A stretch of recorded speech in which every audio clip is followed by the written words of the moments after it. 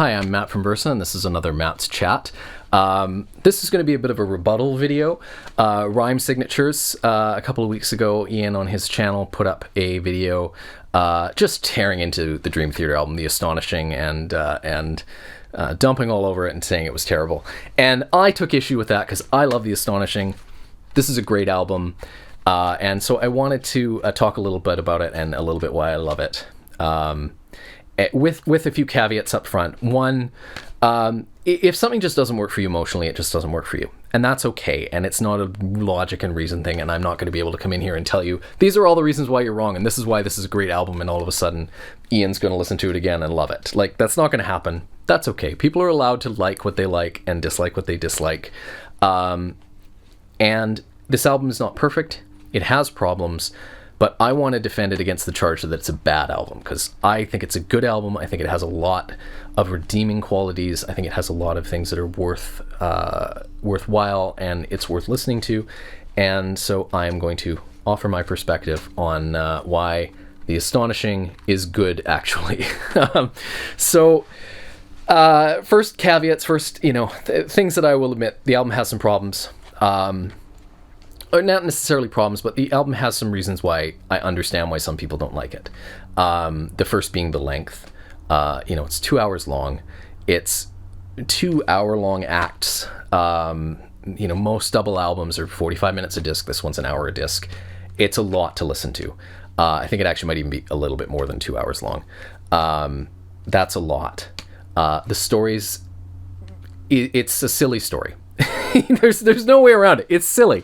You have the villain is literally named Lord Nefarious. It's silly.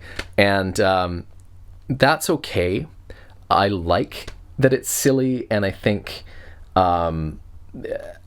what they were going for, sometimes I think people maybe slightly misunderstand what the band was going for with the story. I don't think you're meant to approach it as this like serious dystopian work of science fiction. Like, they're smart guys. They know if you name the villain Lord Nefarious, that's going to come off very silly. They know that this is, kind of a retread in many respects of 2112. And I think what they were going for, and the way I have always interpreted the story, is that it's intended to be like a 19th century opera, like a melodrama, like a Wagnerian opera. Those 19th century operas mostly have very silly stories. They're very on the nose, because you're often trying to convey a story, one, to an audience that's listening in a language they may not understand. So you kind of have to have very simple plot beats, and to an audience that's really first there to listen to the music. And so I think, this isn't a rock opera. This isn't The Who, it's not the Tommy, it's not The Lamb Lies Down on Broadway. It's an opera. This is like, that's what they're going for. And I think if you look at it through that lens, if this is intended to be a melodrama, this is intended to capture the spirit of those sorts of 19th century opera works, through a more contemporary lens. Obviously, they weren't writing science fiction stories and operas in the 19th century. There were lots of fantasy stories, but if you take it that way, I think the story works better. It's more digestible. The silliness makes a little bit more sense. And it's fun. It's intended to be fun. So you listen to it that way, it works a little bit better. Talking about James LaBrie, some people have complained that, there's all these different parts. There's different characters. James LaBrie is voicing all of them. Sometimes people say, well, why didn't they get other vocalists in to do, why didn't they have a baritone doing Lord Nefarious and get a soprano in to do Faith and things like that? And I understand that criticism. I think it would be a very different album if they had done that. One, I think James LaBrie does a really fantastic job on this album. I think it's his best vocal performance of the Mangini era, possibly going back even earlier than that. He really nails it. He nails the different voices of these characters. When you listen to the album a couple of times, you're never at a loss for who's speaking. When it's Faith, when it's Gabriel, when it's Lord Nefarious. Like, he performs them in very different ways. He conveys different characters. He imbues them with a different spirit. He does a really good job of that. And I think, it's worth giving him credit. It's an excellent vocal performance.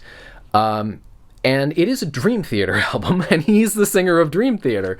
And I think if you went out and got a bunch of guest vocalists and brought them on, it would sort of be, this is a rock opera by John Petrucci and Jordan Rudess, featuring members of Dream Theater and other vocalists, rather than being a Dream Theater album.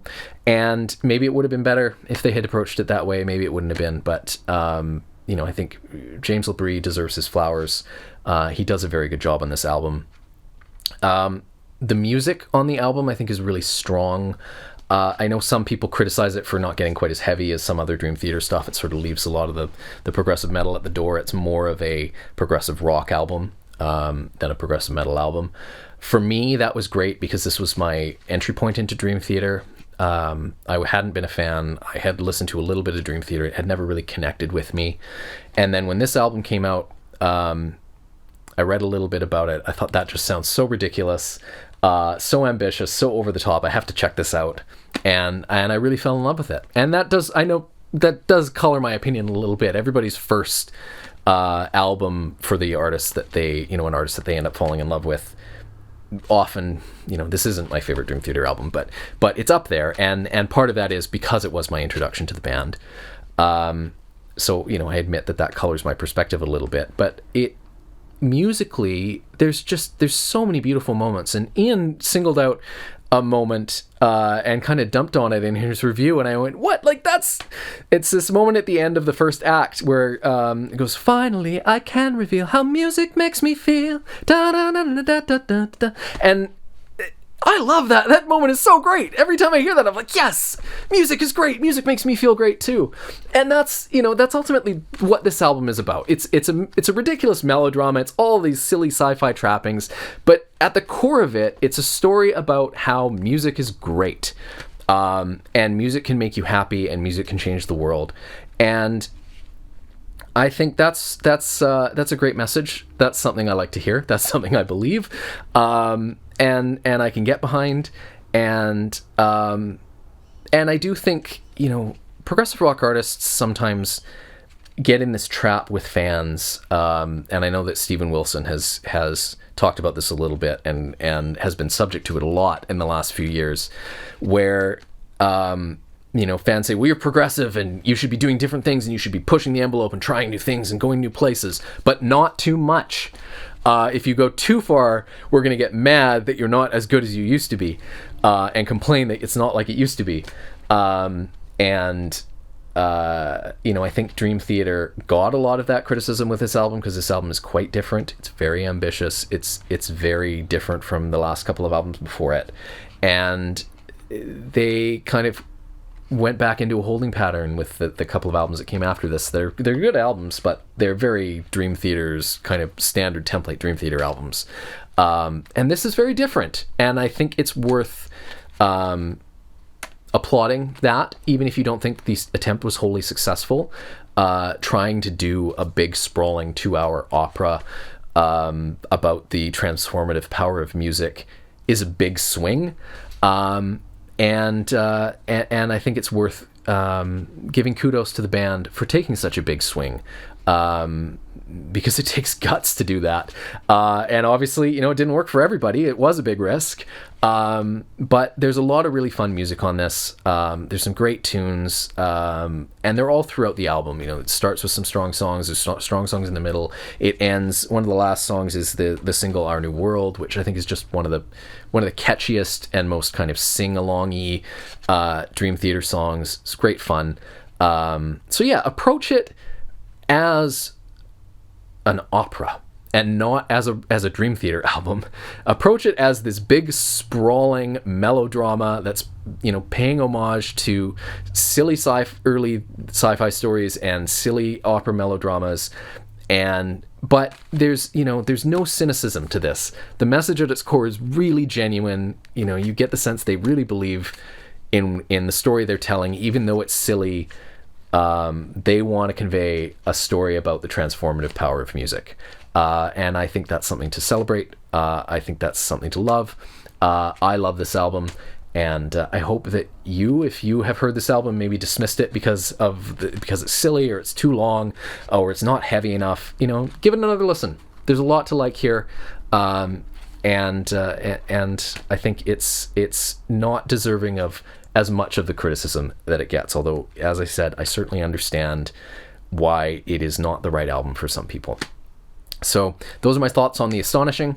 Thank you very much for watching, and please subscribe if you enjoyed this. Please check out some of the music videos on the channel. Have a listen to Versa, and I'll talk to you again soon. Thank you.